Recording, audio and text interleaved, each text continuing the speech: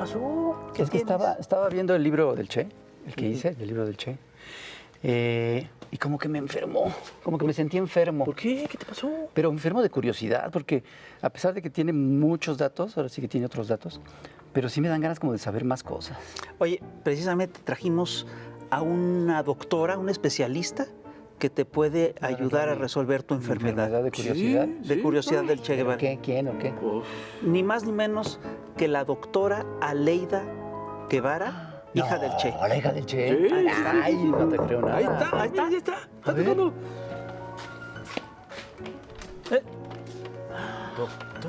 Doctora. La doctora Aleida Guevara.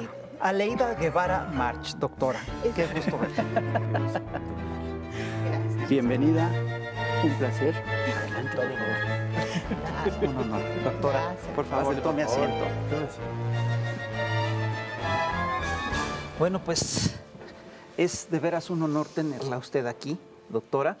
Y bueno, usted es una médico cubana, una doctora cubana. Sí. Y aquí en México acabamos de... Pediatra, alergóloga.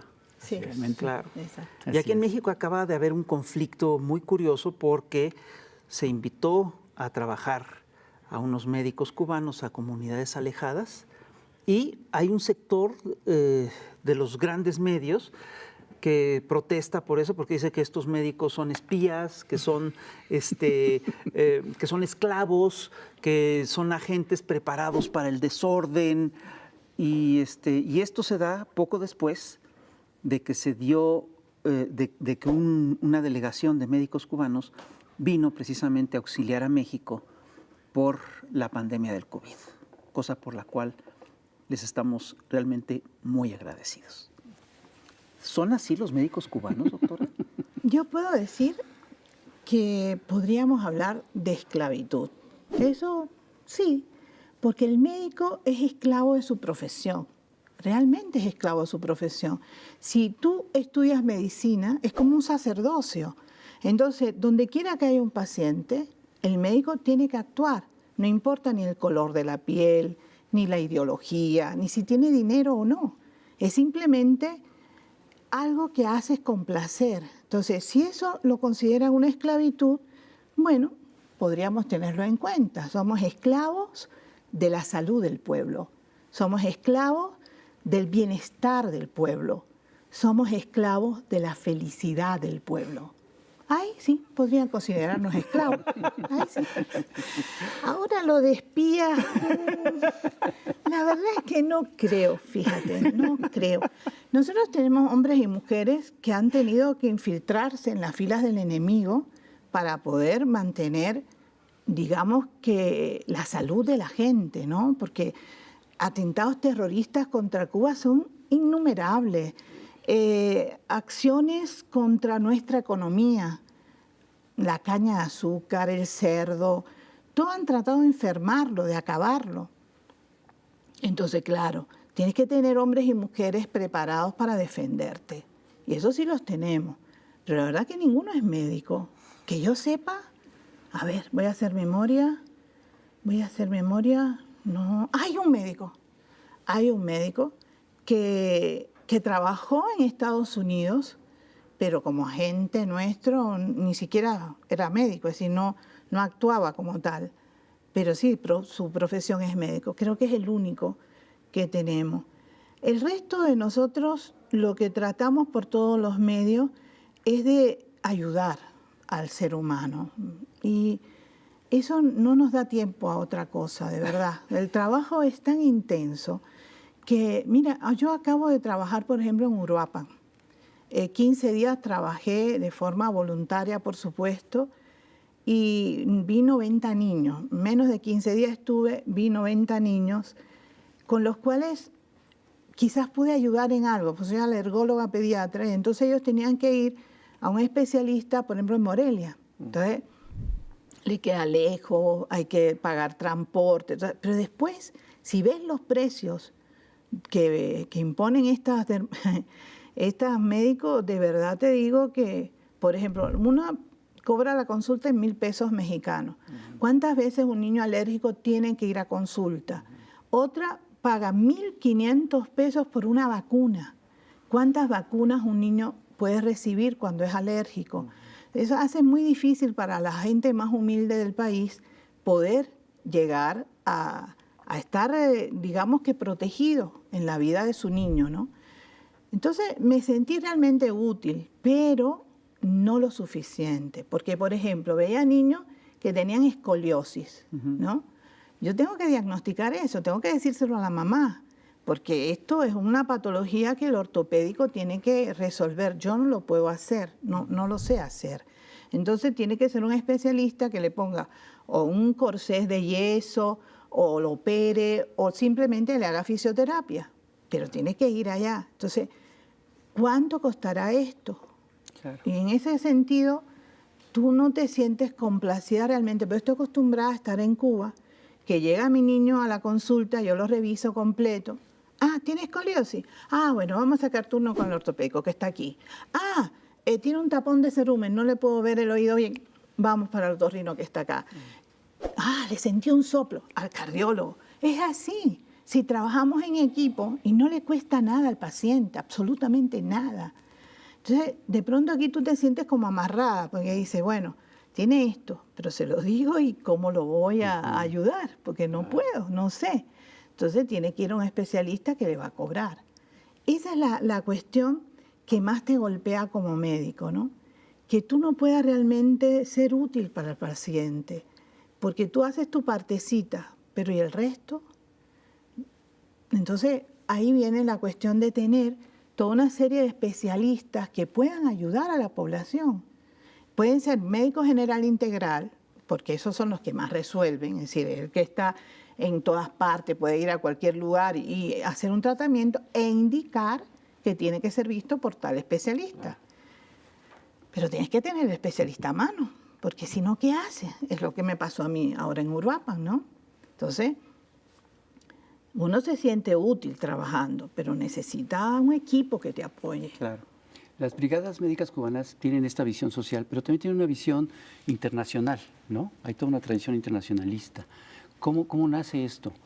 Pero nace desde antes de la guerra contra los españoles. Es decir, nosotros hemos tenido, por ejemplo, la Brigada Médica Internacionalista se llama Henry Reef. Era un yanqui, era un estadounidense. Él le decían el inglesito porque hablaba inglés, entonces estaba igual. Pero este hombre súper valiente, tiene historias maravillosas. Bueno, honrando a este hombre es que hicimos la Brigada Internacionalista Henry Reef.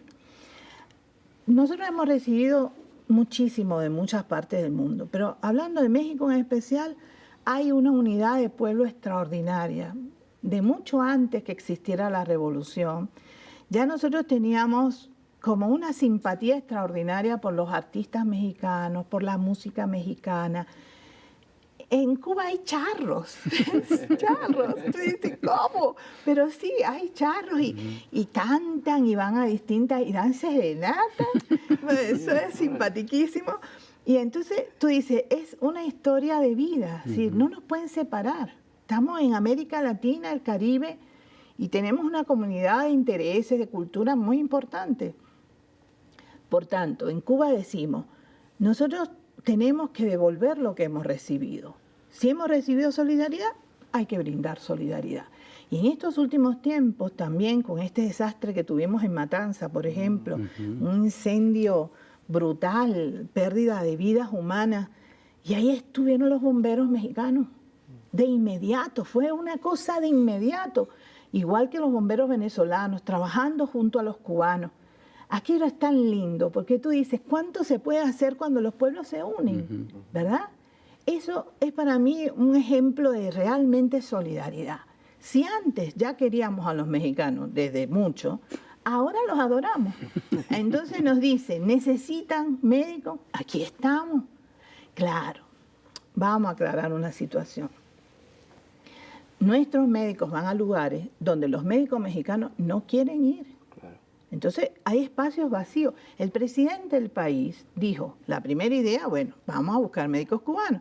Después viene toda esta reacción, dijo, un momento, a ver, todos los médicos mexicanos que quieran ir, pues que vayan, perfecto, ¿no? Pero se quedó la mitad prácticamente sin cubrir o más. Entonces hay que buscar más médicos. ¿Dónde los busca? Bueno, Cuba le ofrece esa posibilidad. Está bien, vamos a ver con los médicos cubanos cómo nos va. La cuestión es que tienen que pensar siempre en que nosotros no tenemos clientes. Nosotros no pedimos cuánto dinero usted tiene en el banco, nada. Nosotros tenemos que decir qué usted tiene, en qué puedo serle útil. Y eso es un paciente, no un cliente. Por tanto, esa es la diferencia. Ahora, ¿qué pasa también? Y esto es cierto. Cuando una persona ve que está tratada con amor, con respeto, con todo el nivel científico que puedas tener y no tienes que pagar, tú tendrías que ser muy retrógrado, muy tonto para irte a pagar un dineral por algo que te están haciendo gratis. Y ahí viene el conflicto con los colegios médicos. ¿Por qué? Porque de alguna manera sienten que le estamos quitando sus clientes, no sus pacientes. Claro. No, pues le están estropeando el negocio. Claro, ese es el problema. Pero mire, el problema es que los médicos, nosotros no podemos decir, ¿cuánto dinero usted tiene? ¿Cuánto tiene en el banco? Es que la salud no puede ser un negocio. Usted no tiene dinero, entonces no lo puedo atender. Usted tiene dinero, entonces tampoco. No, hombre, no. Yo no puedo saber si usted tiene o no tiene dinero. Yo tengo que saber qué tiene, qué le duele, en qué puedo servirle. Esa es mi función social como médico y eso es lo que yo voy a hacer. Eso espero que al pueblo les llegue de verdad esta ayuda solidaria en lugares donde no existe el médico, que haya un médico que te escuche, que te tenga en cuenta, que te respete como ser humano. No importa si eres indígena, si eres blanco, negro, verde, no importa. Eres un ser humano y te hay que tratarte con el mismo respeto que a cualquier otro. Y eso los médicos cubanos lo hacen muy bien, de verdad que sí. Bueno, pues tenemos que ser pacientes porque vamos a un corte comercial, no sin antes ver a la chamuca Cintia Bolio y regresamos, no se vaya.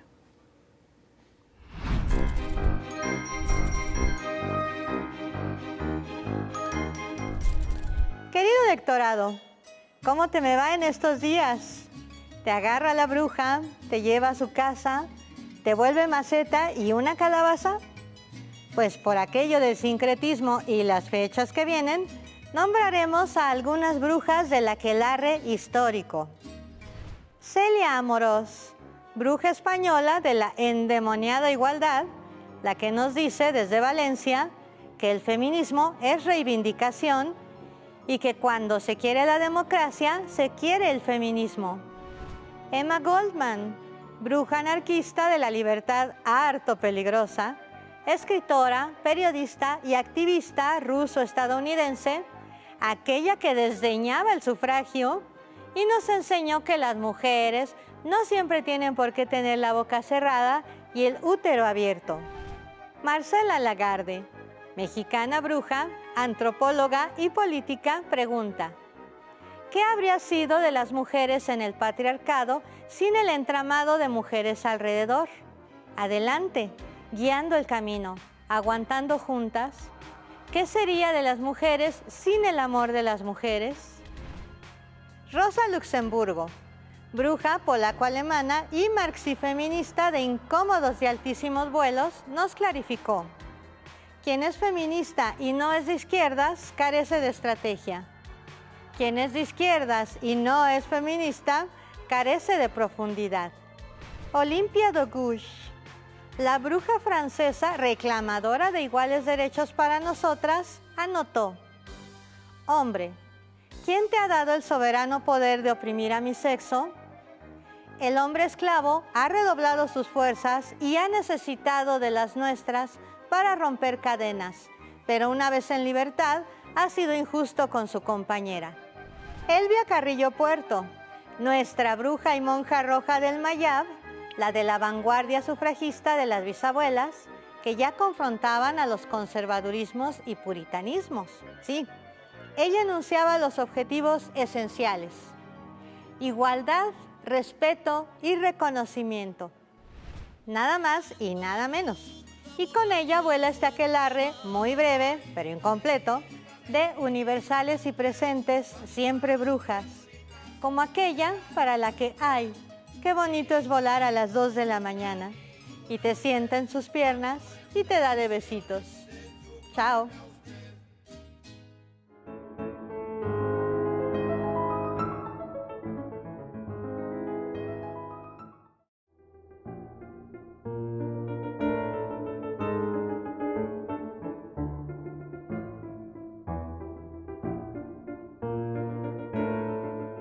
Estamos de vuelta aquí en Chamoco TV y estamos muy, muy contentos realmente de tener la presencia de la doctora Aleida Guevara March. Doctora, hablando de esta brigada internacionalista de médicos, tengo entendido que usted cuando la primera vez que sale en una de estas brigadas afuera de Cuba es a Nicaragua. Sí, ¿No es cierto? así mismo. Muy jovencita, supongo. Sí, tenía 23 añitos. Fue una experiencia extraordinaria. Me enseñó muchas cosas. Por ejemplo, la religión católica. La Iglesia Católica había dividido el país en dos. Unos a favor del sandinismo, otros en contra. Entonces, si a ti te tocaba un paciente que era en contra, aquello era un infierno prácticamente. Pero te hacía la vida un yogur. Desde el primer momento protestando por esto, por lo otro, por... ¡Ay, la paciencia! Ha llegado un momento. Yo estoy acostumbrada a trabajar con afro, es decir, yo soy descendiente de afro. Y nosotros en Cuba decimos las cosas al tal y tal. Y al pan, pan, y al vino, vino. Claro. Se acabó. Allí, como es población indígena, no, si te decían, sí, doñita, virabas la espalda y hacías otra cosa. Entonces, se te iba llenando la cachimba de una manera que tú decías, paciencia, paciencia. Tenía que acordarme siempre de mi papá, ¿no? Ser fuerte sin perder nunca la ternura, pero me costó trabajo, de verdad que me costó trabajo. Bueno, fue un enfrentamiento cultural también, muy joven, y enfrentar esto fue difícil. Ver una guerra, porque hay una guerra civil en Nicaragua, niños heridos con metralla. Eso es muy triste. Yo me acuerdo que un niño yo tenía que curarlo, ponerle un catéter y hacerle una cura que era bestial. Yo lloraba y el niño me miraba. ¿Cómo crees? Me miraba y decía, doctora, ¿llorando? Pero es que yo no podía, pues sabía lo que le estaba haciendo, ¿no? Y un niñito. Y yo estoy acostumbrada a cargarlos, a besarlos, por eso se me pegan todos los catarros con los muchachos. Pero es así. Si no, también cuando tienen mucho miedo, pues sabes que los padres usan mucho el temor, ¿no? De, el médico te va a llevar, te va a inyectar, qué sé yo. Bueno, hay niños que tienen terror. Entonces yo necesito ocultarlo, pero que no lloren, que estén tranquilos para poder sentir las cosas. Entonces les canto. Imagínate tú. Aquello a veces los amigos, los compañeros míos decían, ya empezó la psiquiatra cantante. Se burlaban de mí. Pero de verdad fue una experiencia extraordinaria, me marcó como ser humano y aprendí a valorar mucho más mi revolución, lo que habíamos logrado socialmente. Y yo decía, con el perdón de ustedes, que en Nicaragua se había roto el IGP-tómetro. Porque usted no se puede imaginar esos médicos que habían allí, a veces con consulta privada. Entonces, llevaban 12 horas, ¿qué 12 horas? 4 horas trabajaban y el resto se iban para su consultorio y nos dejaban en banda. Entonces, aquello no era fácil, no era fácil, pero fue una experiencia linda. A ver, pero aquí estamos hablando una vez más de una suerte como de choque de mundos, de universos, ¿no?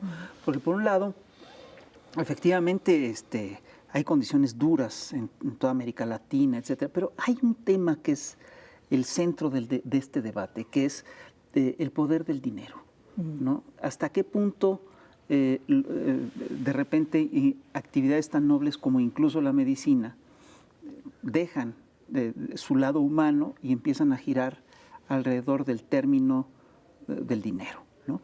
Y la otra cosa es, también en este choque de mundos lo que vemos es como una visión según la cual nos dicen que Cuba es una dictadura, ¿no? Es una dictadura cruel, inhumana, etcétera.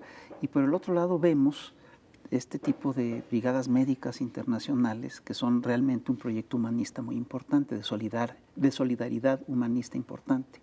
Pero antes también viste brigadas de profesores. Sí. Nosotros tenemos un método que creó una profesora nuestra que se llama el Yo Sí Puedo, es decir, de alfabetización.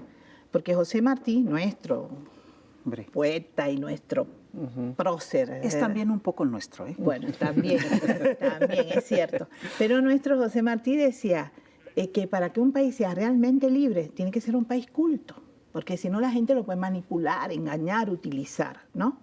Entonces, es muy importante la educación como base para desarrollar toda una sociedad. Y los valores dentro de esa educación son básicos. Es decir, por ejemplo, José Martí decía que un niño que se respete no podía lastimar a una niña ni con el pétalo de una rosa, ¿verdad? Eso es básico en la educación de nuestros pueblos. Y eso en Cuba se practica, es decir, se tiene en cuenta. Por tanto, vamos creciendo en una sociedad donde te van enseñando sobre todo el respeto al ser humano. Que hablen de dictadura, bueno, imagínate tú, es la dichosa cuestión de la democracia, ¿no? ¿Qué es democracia para mucha gente? Que haya 2 partidos o 3 que vayan a discusión en las elecciones, a lo mejor se empiezan a decir mentiras unos a otros y al final no hacen nada, pero bueno, eso llaman democracia. Bueno, está, es posible. Pero si vamos al origen de la palabra, democracia, de la lengua griega, que es demos, es poder de pueblo. Demos, pueblo, kratos, poder. Poder. Entonces, poder de pueblo. Y eso es lo que no se practica realmente en las democracias que supuestamente tenemos en todo el mundo, ¿no? Entonces tú dices, bueno, una tiranía que se preocupe de la educación de su gente desde el primer momento, que sean cultos.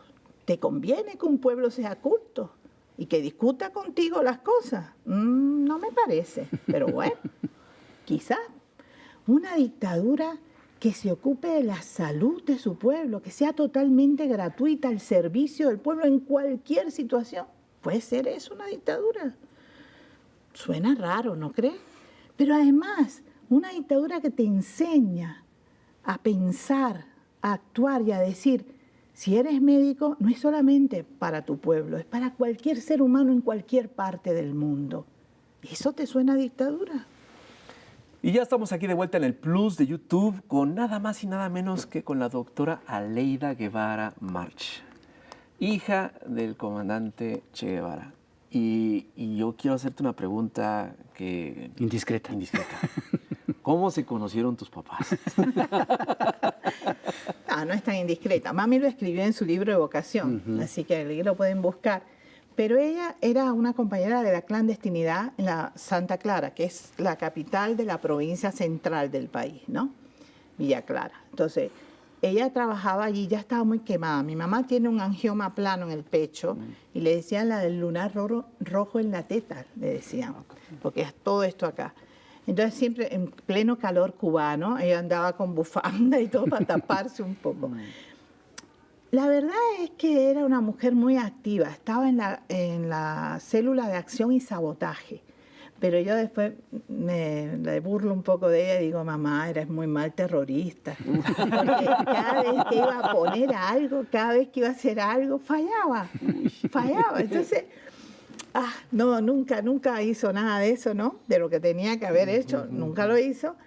Pero de todas maneras era ya conocida. Habían registrado la casa de mis abuelos. Todo. El movimiento 26 de julio decide que ella tiene que subir al Escambray. Le dan la misión de llevar un dinero a mi papá, pero la realidad era que querían que se quedara, porque ya peligraba su vida en la ciudad. Entonces, bueno, ella sube con esa misión a llevar dinero que está pegado en su torso, ¿verdad? Y el médico de la tropa se llamaba Oscar Fernández Mel, pero mi papá también era médico. Y ante aquella muchacha rubia, tetona, hermosa, Dios mío. se quedó así, debe haberse quedado así, ¿no? Bueno, ¿qué es esto, no? Está cubanita, ¿no? Y enseguida se brindó él para quitarle el dinero del pecho. Nada La gente piensa que mi papá... Era por seguridad. Seguro. Pero la gente piensa siempre que mi papá, bueno, guerrillero, guerrero, comunista, qué sé yo, pero un ser humano. Claro. Y es un hombre, con todas las cosas de los hombres, ¿no? Y entonces, cuando la vio, ahí fue, ¿no? Parece el primer flechazo. Él no dijo nada, por supuesto, la ayudó muy serio, qué sé yo. Pero ya le llega la nota de que ella debe quedarse. ¿Qué piensa él? El movimiento 26 de julio ya lo tenía catalogado como comunista, ¿no?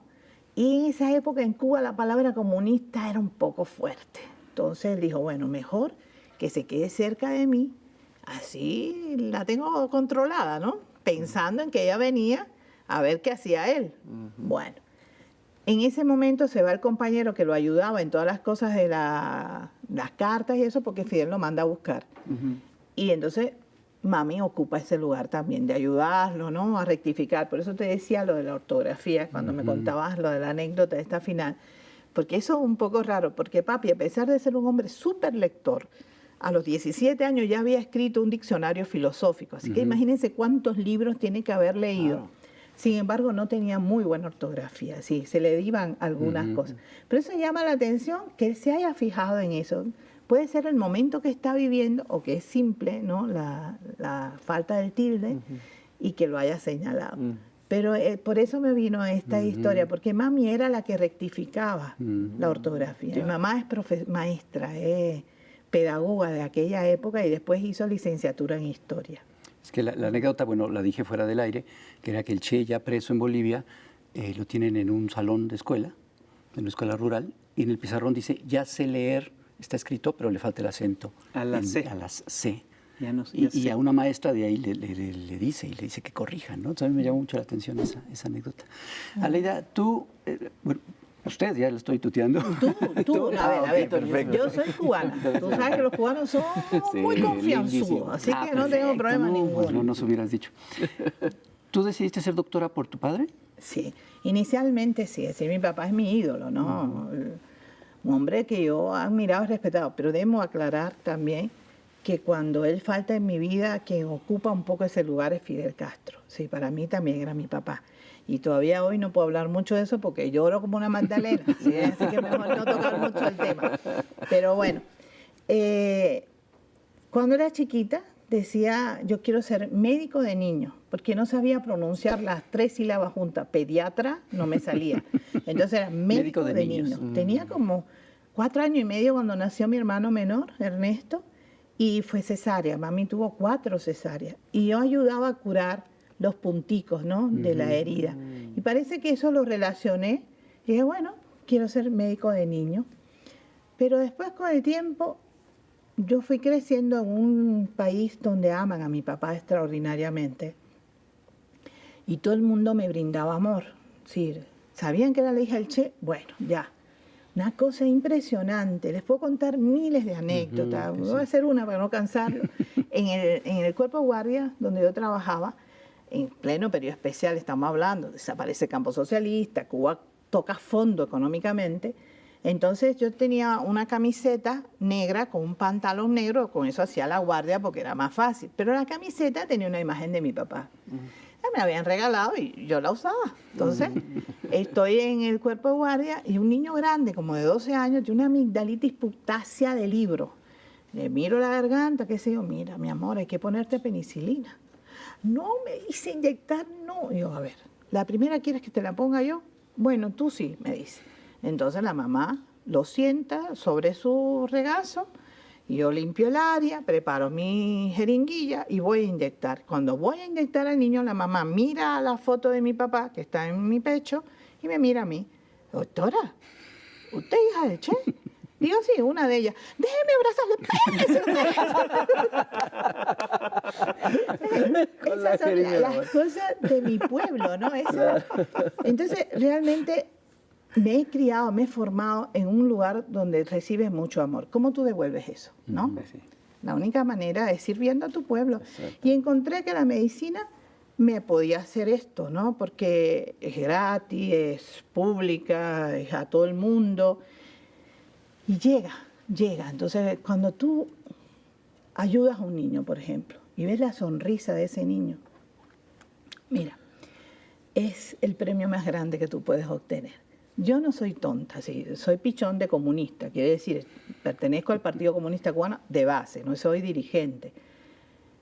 La gente piensa que eso significa que tú eres, no te gusta, no, a mí me gusta todo lo bueno, de tonta no tengo un pelo, no, de verdad. Pero tú no puedes, tu vida no puede girar en torno a eso. Claro. Tu vida tiene otras cosas también. Y compartir te hace crecer. Y se los digo de verdad, lo he comprobado en plena piel, ¿no? Cuando tú eres capaz de compartir algo que tienes con un compañero que no lo tiene, tú te sientes completa, de verdad. Eso no es una cuestión demagógica, no, es una cuestión de sentimiento. Y cuando tú ves la sonrisa de verdad de un niño, el agradecimiento de una madre, tú eres la persona más importante de este planeta. Así, de verdad.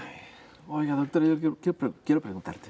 Ajá. Precisamente con toda esta capacidad que tienen como médicos, como profesores, con todo eso, también se debe de tocar el tema, creo, de este maldito bloqueo Ujú.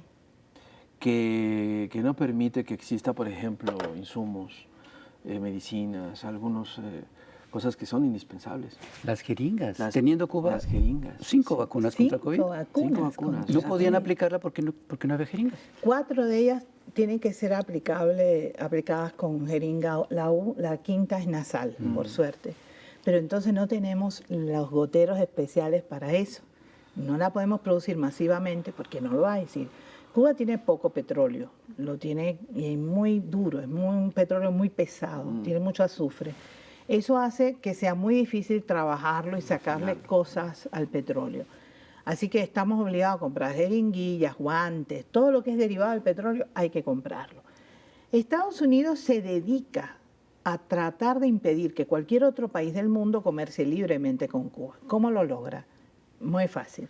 Si esa empresa tiene capital de Estados Unidos, se la retira inmediatamente. Bueno, si no tiene capital de Estados Unidos, va más allá. Dice, bueno, los productos que usted tenga que van al mercado no podrán ir al mercado de Estados Unidos de Norteamérica. Estamos haciendo una competencia de 11 millones y medio de habitantes contra más de 240 millones. Entonces, la competencia es ilegal, no es posible. Así es con todo. Por ejemplo, ahora con las vacunas contra el COVID, no nos permiten, le da presión a la OMS para que no identifique nuestras vacunas, para que no las puedas valer, ¿no? Sí. Tú vas a Europa y tienes que tener puesta una vacuna o china o rusa o una gringa, pero no las cubanas. Yo tengo 5 puestas, 5. Y me dicen, bueno, ¿por qué? Me hacen un examen y tengo elevado todas las defensas. No tiene que ponerse más ninguna, ¿no? Está bien, me dejan pasar. Pero tengo que pasar por ese análisis. ¿Por qué, señor? ¿Por qué? Así es todo en Cuba. Nosotros tenemos ahora un gran desarrollo científico, estamos buscando alternativas, porque además, algo que es interesante, vamos también a la medicina tradicional, que eso ustedes tienen que rescatarlo también. Sí, claro. Aquí hay una gran sabiduría ancestral de siglos y siglos, y sin embargo no la están explotando. Hay que rescatar eso. Nosotros hemos rescatado la medicina afro y lo poquito que nos dejaron los indígenas, muy poquito, porque fueron arrasados prácticamente. Pero estas misiones internacionalistas también en América Latina nos ha abierto muchos caminos para conocer, para aprender. Pongamos un ejemplo sencillito. ¿Cómo pare la mujer hoy en día? Acostada, ¿verdad? En una cama. ¿Cómo paren nuestros pueblos autóctonos? Sentados o arrodillados, pero claro, nunca acostados. Porque es fisiológico, señor. Cuando usted va a hacer su caquita, usted va a un baño y se sienta a pujar. Usted no puja en una cama. Es lo más difícil que hay. Pero claro, ¿qué viene esto? La religión católica en el siglo XI decía que la mujer que paría sin dolor era hijo del diablo. Entonces, de ahí viene que claro, que hayan quitado todas estas cosas y hayan impuesto una medicina que no es la nuestra. ¿Cuántos medicamentos derivan de matas, de plantas? ¿Cuántos? La mayoría. Nosotros los conocemos, tenemos las plantas medicinales que ellos ni sueñan tener y no las usamos. No, de hecho, una parte importante de los anticonceptivos vienen de productos mexicanos, ¿no?, que fueron recogidos por la medicina tradicional, ¿no? Es decir, por eso se supo de estos anticonceptivos. Ahora, regresando al tema del bloqueo, a mí me parece que ahí hay una cosa muy perversa, ¿no? Porque Estados Unidos primero bloquea a ciertos países, bloquea la economía de ciertos países, les decreta sanciones económicas muy fuertes y luego dice que están en crisis económica, ¿no? Y lo que es increíble es que la reacción de los pueblos ante estas sanciones económicas, ante los bloqueos, generalmente es de solidaridad para el país. Este bloqueo realmente no le sirve a Estados Unidos para debilitar a esa nación, le sirve para dar ejemplos a otros lados, pero no le sirve para debilitar a esa nación. A ver, es difícil vivir con el bloqueo. Ah, no, por supuesto. Eso es Eso es una otra realidad. cosa. Por ejemplo, yo como médico, ¿verdad? Tengo un paciente. A ver, hay un medicamento que sale, de los 10 medicamentos nuevos que salen en el mundo, desgraciadamente 8 tienen patente estadounidense. Claro. Desgraciadamente. Esos son prohibitivos para Cuba. Si tú tienes una empresa, digamos, farmacéutica y creas, con permiso de ellos, estos medicamentos, y lo comercias con Cuba, te cierran la empresa. Claro. Te la cierran, desaparece. Entonces, no hay manera. Tenemos que tener 5 intermediarios para que el FBI pierda el hilo conductor y poder comprar el medicamento. Y eso encarece. Un medicamento que ya es caro, que ya viene caro. Imagínate, con 5 intermediarios, llega a nosotros Prohibitivo. carísimo, carísimo. Pongamos otro ejemplo, simple. Nosotros no somos productores de leche. Es muy difícil en Cuba porque el clima acaba con las buenas razas productoras. Hemos hecho mezcla, bueno, con Fidel era chiquitica yo, iba agarrada de su cinturón que parecía que volaba, pero me aprendía todas esas cosas. El F1, el Holstein con CU, el F2, no sé, así, ¿no? Él le apasionaba esas cosas de tratar de buscar alimentos para el pueblo. Logramos algunas cosas, con Cebú y Holstein sobre todo, pero no lo suficiente, ¿no? Tenemos una vaca que tuvo 20 litros diarios, tiene un monumento. No, te estoy diciendo en serio, tiene un monumento, se llama Ubre Blanca. Okay. ¿Ah? Aquí, bueno, hay que agradecer, hay que agradecer. Pero este tipo de cosas es lo que te das cuenta, por ejemplo, de que el país tiene que sobrevivir, tienes que alimentar a tu gente, sobre todo a los niños y a los ancianos, porque hay una mala cosa de alimentación. Todo el mundo queremos que tome leche, tome leche. Señora, hasta el año de edad es necesario, pero fíjense que somos la única especie que destetando al niño le damos leche de otra especie. Es la la capacidad única. para procesarla. Pero el problema es que es muy buena proteína, pero muy difícil de digerir. Por tanto, se convierte en un alergeno muy fácil. Bien. Claro. Eso no lo entiende la población en ninguna manera. Señora, mire, a partir del año de edad, el niño no necesita leche, está osificado. Ah, no, doctora, ¿cómo me va a decir eso?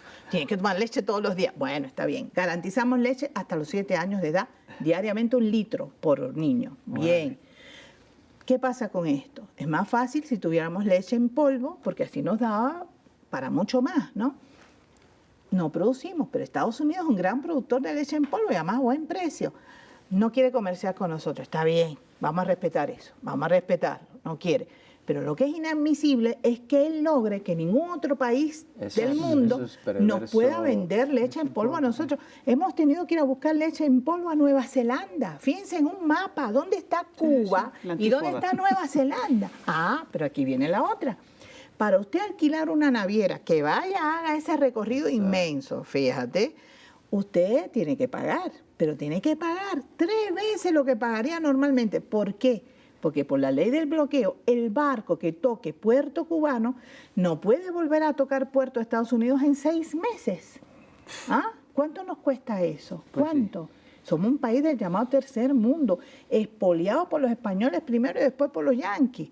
Nos quitaron prácticamente todos los recursos. Entonces, ¿cómo? Es muy difícil la situación. Realmente el bloqueo es criminal.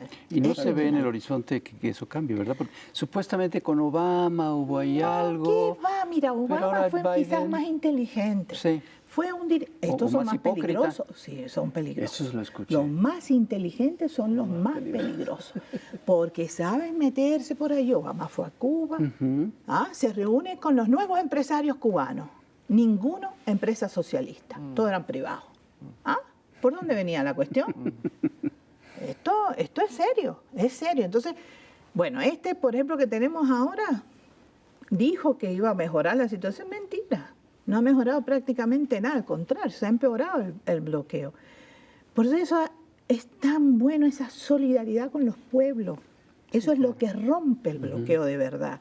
Nosotros tenemos, por ejemplo, fabricado en este momento medicamentos contra el cáncer de primer mundo. Tenemos una pequeña industria capaz de hacer estos medicamentos. ¿Por qué?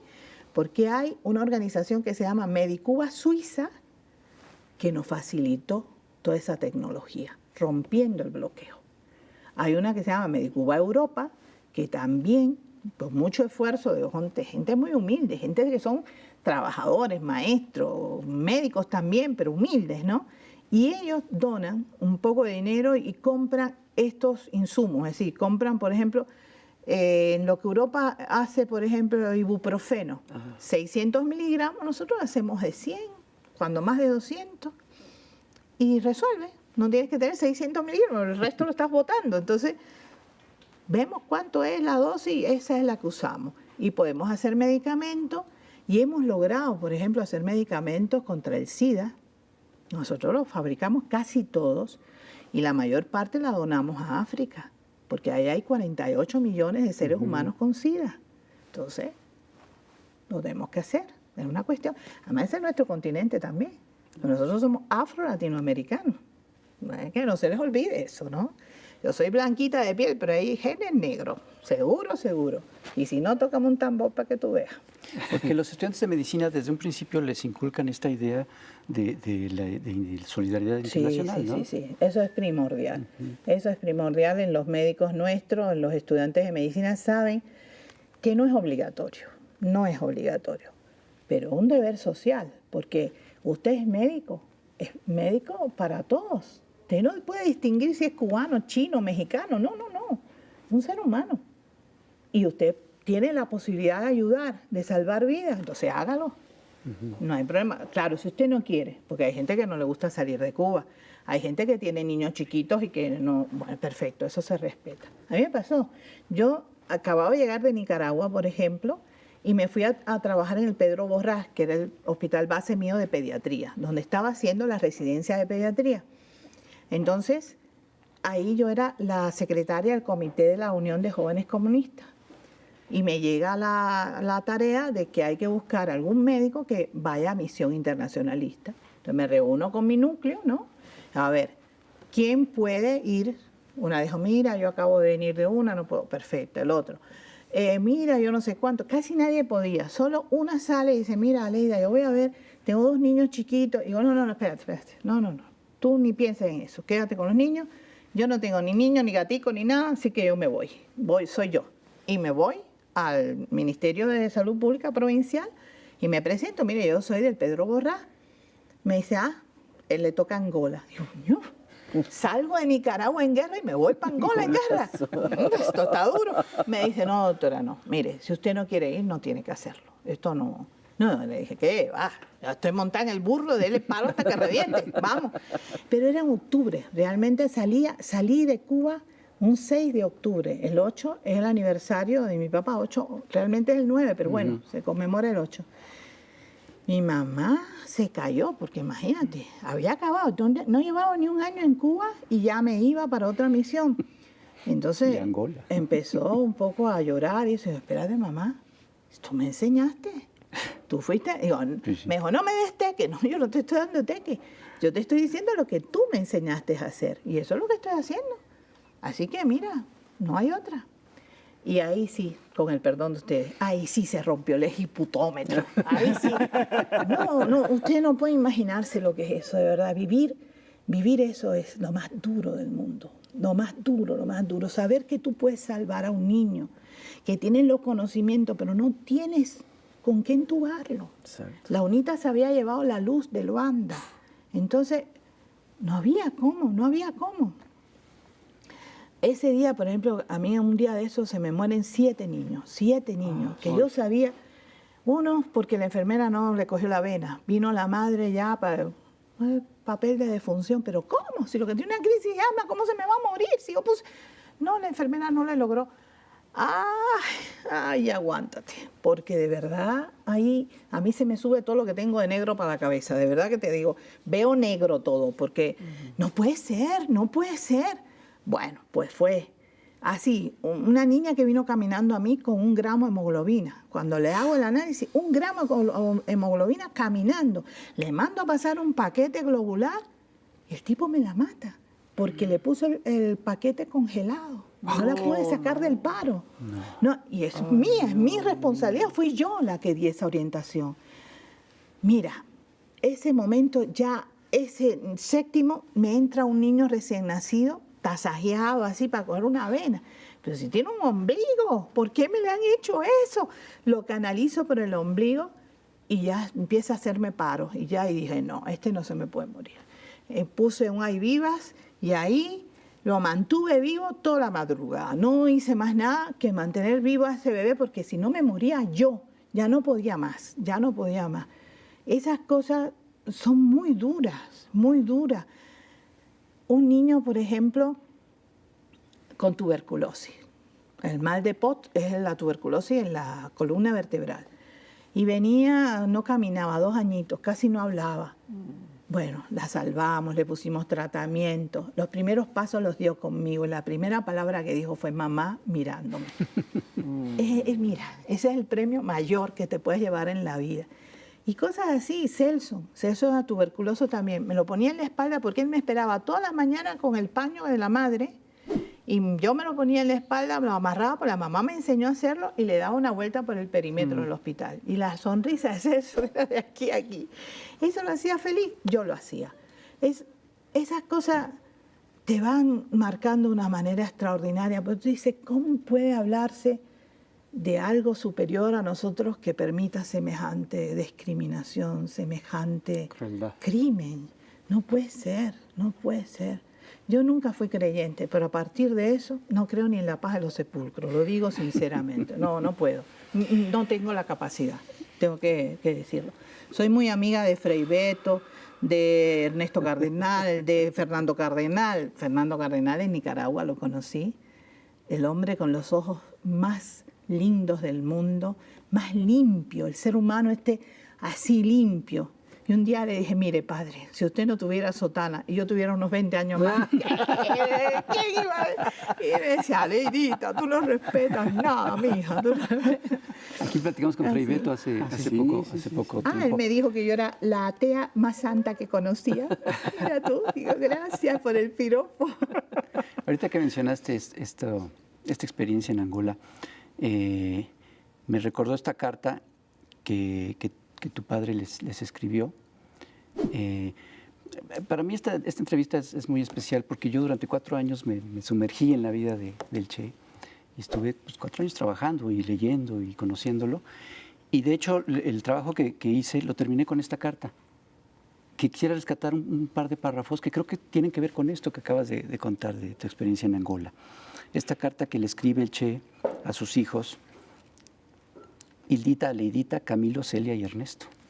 Y en una parte dice, acuérdense que la revolución es lo más importante y que cada uno de nosotros solo no vale nada.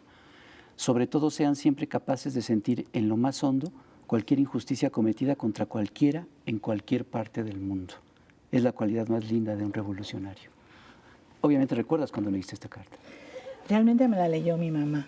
Cuando yo en ese momento tenía 6 años, papi muere en octubre, lo asesinan en octubre y yo cumplo años en noviembre.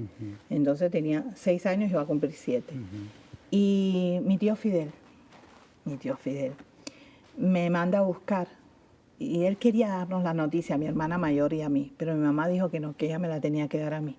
De todas maneras, tío nos manda a buscar y cenamos con él esa noche. Y al final de la cena dice, bueno, yo he recibido una carta de tu papá, no era real, pero él quería preparar el terreno, donde dice que si él muere en combate no se debe llorar por él, porque los hombres cuando mueren haciendo lo que quieren hacer, no se debe llorar por ellos.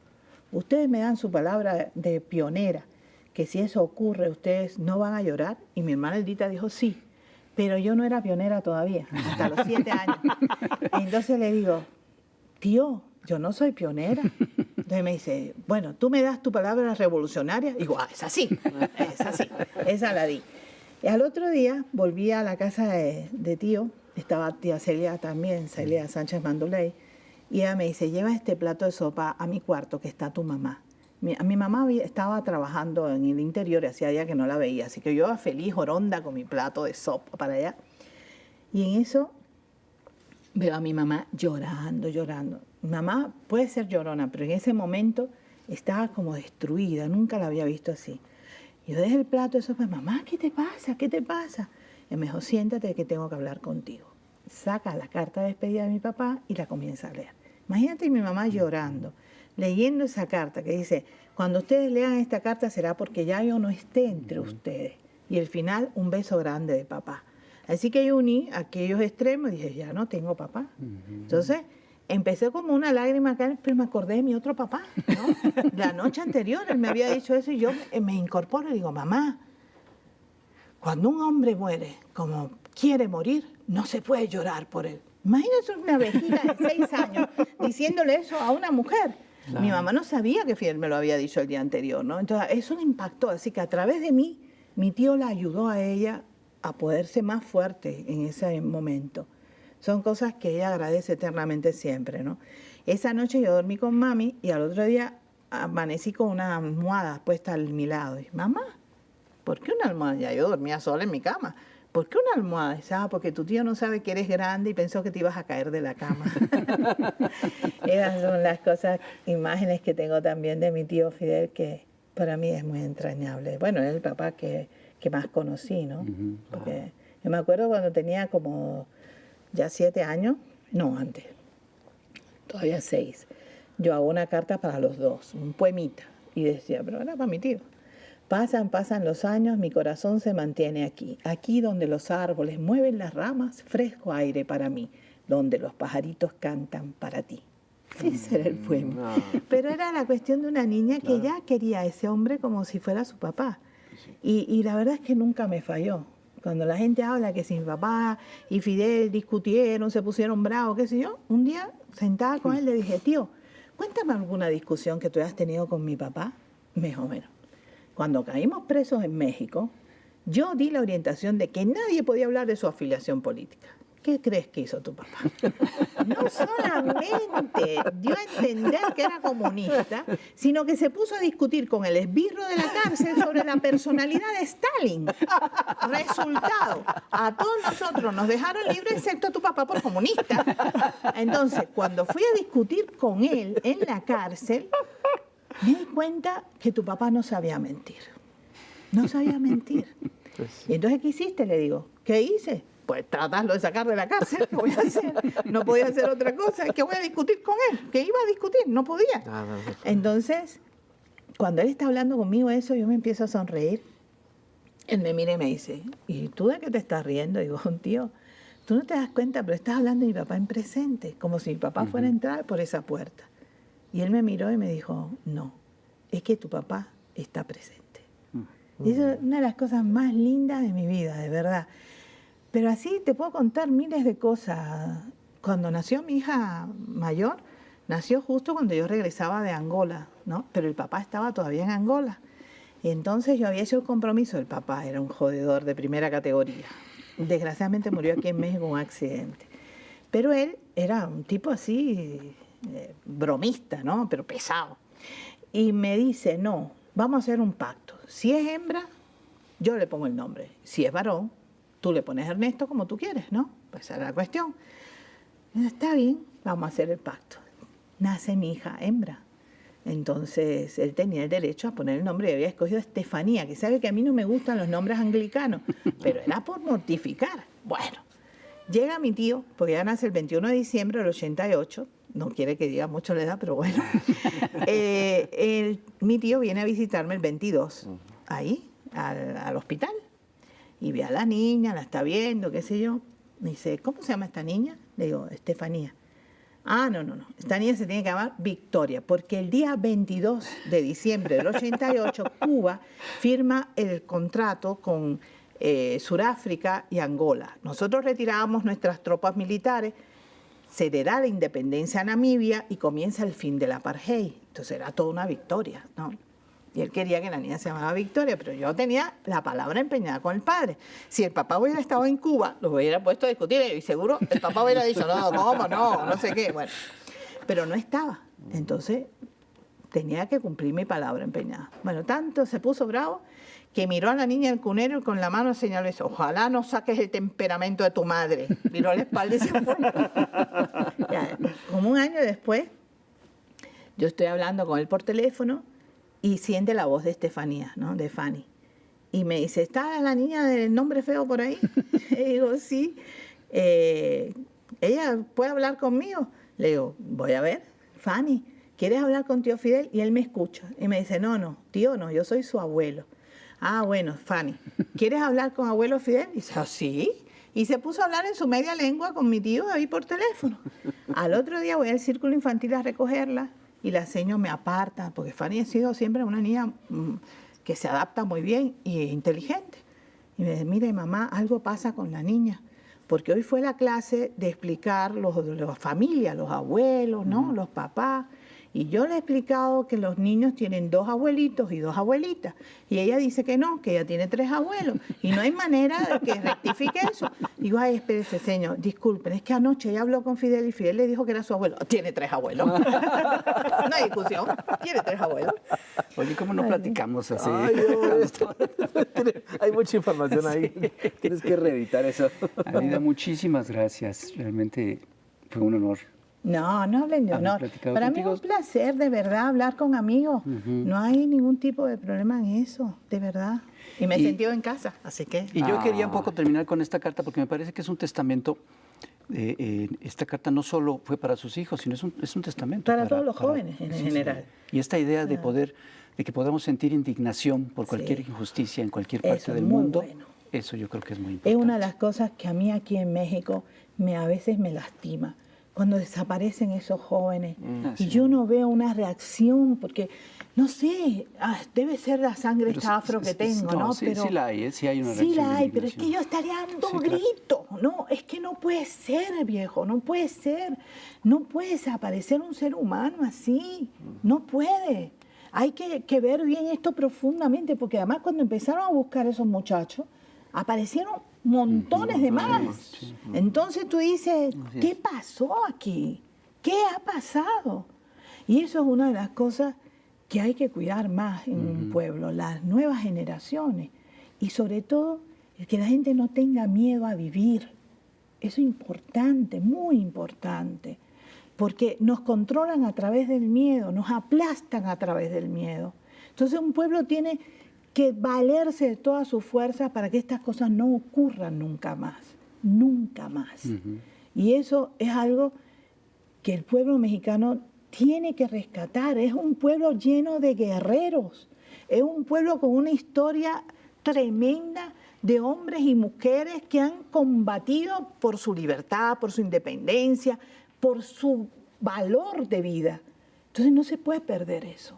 No se puede perder de ninguna manera. Esto es un pueblo de guerreros y tiene que rescatar esa fuerza. Benito Juárez dijo una cosa para mí importantísima. Se puede perder una batalla porque no estemos preparados, porque no tengamos la fuerza suficiente. Pero lo que es inadmisible aceptar es que las nuevas generaciones acepten esa derrota como propia. Y eso hay que practicarlo. Hay que practicarlo. Cuando el señor Trump dijo que iba a hacer el muro, yo me apunté, viejo. Yo quiero hacer el muro, pero donde de verdad va, arriba de Texas, por allá, donde es territorio mexicano ancestral, ahí voy a hacer el muro yo. Apúntame. Vamos, hacemos el muro, pero allí, porque esa es la historia de este país. Y no se puede obviar, no se puede borrar. Y hay que rescatar la fuerza del pueblo. La tienen. Sí, eso es lo más importante. La fuerza de la gente. Bueno, pues muchísimas gracias. Ya no voy a decir que fue, ¿no? Pero fue un placer. Sí, Igualmente. Un placer. Un la placer verdad, también sí, para cierto. mí. Muchas gracias. de Muchas verdad. gracias. Muchísimo gusto, muchísimo gusto.